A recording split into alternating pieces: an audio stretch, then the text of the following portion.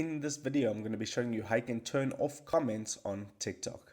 Okay, so I'm going to show you 3 ways of how you can turn off comments, and the first way is by going on your profile and then selecting a video that you've already posted that you want to turn off comments for. So let's say I want to turn off comments for this video right here.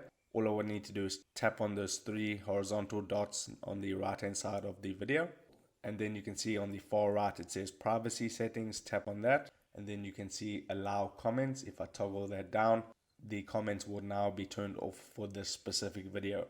But if you would like to turn off comments for a video that you're just about to publish, go ahead and tap on the plus icon to publish a video. So I'll just record a quick video.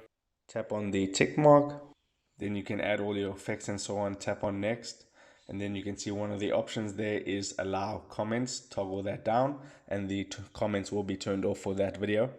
And the third way of how you can do this is turning off comments for your whole entire account. So all you would need to do is tap on the 3 vertical dots once again at the top right, tap on privacy underneath manage account. Then you would scroll down until you can see who can comment on your videos.